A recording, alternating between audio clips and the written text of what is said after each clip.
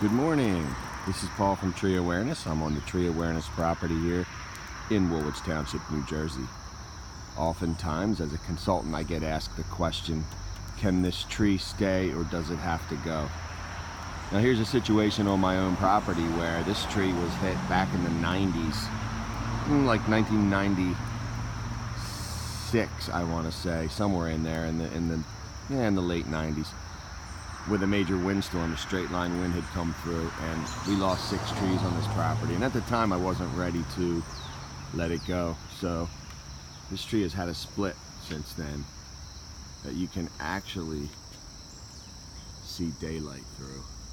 Now, at the time, what I did is I took that lead there and tied it back and supported in between those two with a rope at the time, like between these two leaders, and kind of tied them together. And then I did some major crown reduction work on it over the years, and I've done that progressively over time. Now, what I would say, and my kids joke with me because I talk about 2 parts of the tree: the structural tree, which is like your skeleton, and then the biological tree, which is the part of the tree that moves and divides cells and grows and actively transports nutrition and so forth.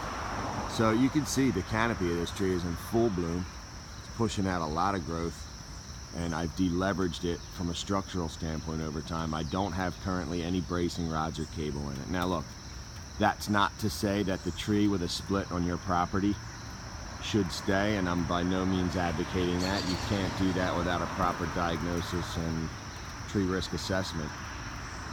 But being as I'm the tree guy and I get to work on this tree on a regular basis and keep an eye on it, I'm almost using this as an experiment on my own property as to what's possible.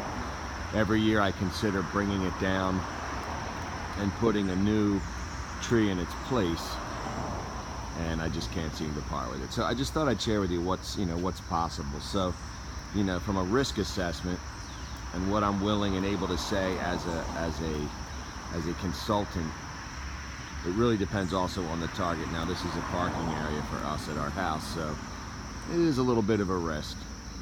But at this point, the part that's closest to the house, I've shortened enough where it wouldn't reach the house, and things like that. So there are strategies available beside removal we are always willing to consider, but a lot of that depends on the client's tolerance for risk. And oftentimes I will talk through that with the client when I come out. So just thought that was a cool little fact to share with you, and a great strategy on a cool tree that I really don't want to part with. And we see that a lot on clients' property. So we're not always looking to rush in and cut stuff down. All right, thanks for tuning in. Have a great day.